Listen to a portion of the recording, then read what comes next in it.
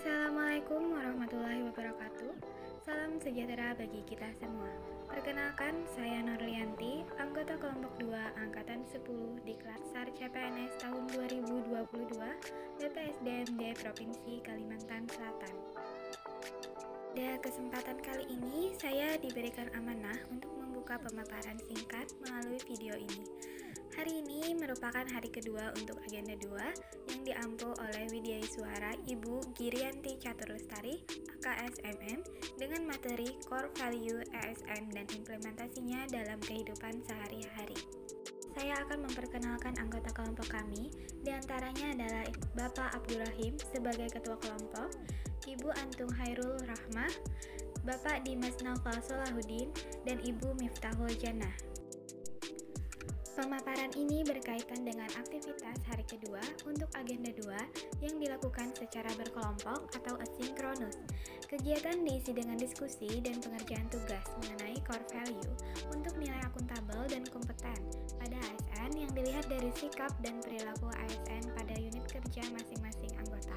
Proses diskusi dilakukan secara daring tanpa mengurangi intensitas dan keseriusannya. Pada proses ini, setiap anggota mengajukan pendapat dan membagi tugas dengan penuh pertimbangan. Ketua kelompok memiliki peran yang sangat penting dalam tahap pembagian tugas ini, sehingga setiap anggota dapat memahaminya dengan baik. Sesekali dalam proses pengerjaan, kelompok kami menemui jalan buntu dan kebingungan. Hal ini kami anggap sebagai sesuatu yang normal dan harus kami hadapi dalam dinamika berkelompok.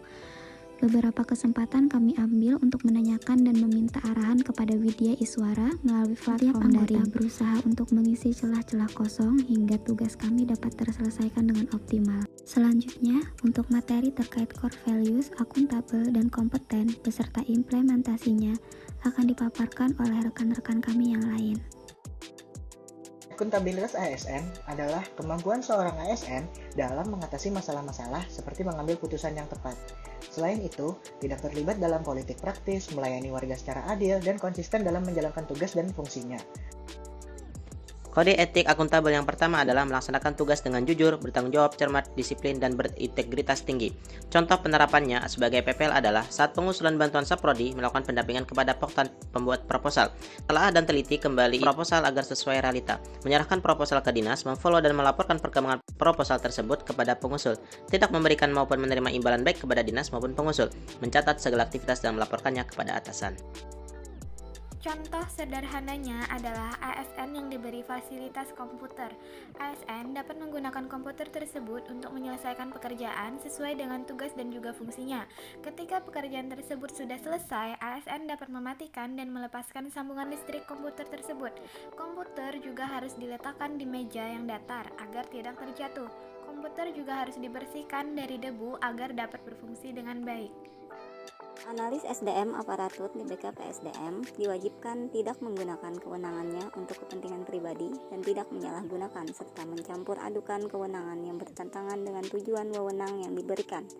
Pejabat pemerintah harus bertindak dengan dasar kewenangan dan sesuai dengan putusan pengadilan yang berkekuatan hukum. Kompeten merupakan kemampuan untuk meningkatkan kompetensi diri untuk menjawab tantangan yang selalu berubah, membantu orang lain belajar, dan melaksanakan tugas dengan kualitas terbaik. Salah satu kode etik pada core values kompeten adalah meningkatkan kompetensi diri untuk menjawab tantangan yang selalu berubah dan membantu orang lain belajar. Dinas Pertanahan dan Lingkungan Hidup Kabupaten Balangan harus diisi oleh ASN yang berkompeten. ASN yang berkompeten sendiri dapat melaksanakan tugas dengan tepat dan benar sesuai jabatan dan tanggung jawab yang diemban. ASN Dinas Pertanahan dan Lingkungan Hidup Kabupaten Balangan memiliki kesempatan dalam melanjutkan pendidikan maupun mengikuti pelatihan terkait guna mendorong peningkatan kualitas dalam pekerjaannya. Selain itu, tidak semua ASN memiliki kesempatan yang sama dalam hal pendidikan maupun pelatihan. Maka, untuk meningkatkan kompeten sesama rekan kerja, seorang ASN memiliki kewajiban dalam mengajarkan ilmu yang telah didapatkan selama pendidikan maupun pelatihan kepada rekan-rekannya sendiri. Setiap ASN pasti memiliki tugas yang berbeda-beda. mulai dari tugas ringan hingga berat, melakukan pekerjaan secara efektif dan efisien, serta melaksanakan tugas dan wewenang sesuai ketentuan yang berlaku, agar pekerjaan dapat selesai tepat waktu. Contoh penerapannya di Dinas Sosial adalah ketika ada pemberitahuan libur kepada klien Iksaya Banaran atau panti penyandang cacat, dan perwakilan Dinas Sosial diminta untuk melakukan penjemputan para klien. ASN yang bertugas menjemput dan mengantarkan klien ke tempat tujuan dengan Selanjutnya, selamat. pada kesempatan kali ini kami mengambil sosok tokoh yang memiliki core value ASN, yaitu Bapak Arswendi Arisdira Eskom, atau yang lebih dikenal dengan sebutan Bapak Uda. Beliau sekarang menjabat jabatan fungsional sumber daya manusia aparatur ahli muda di BKPSDM Kabupaten Balangan. Beliau adalah ahli di bidang IT. Sekian presentasi ini kami sampaikan. Terima kasih. Wassalamualaikum warahmatullahi wabarakatuh.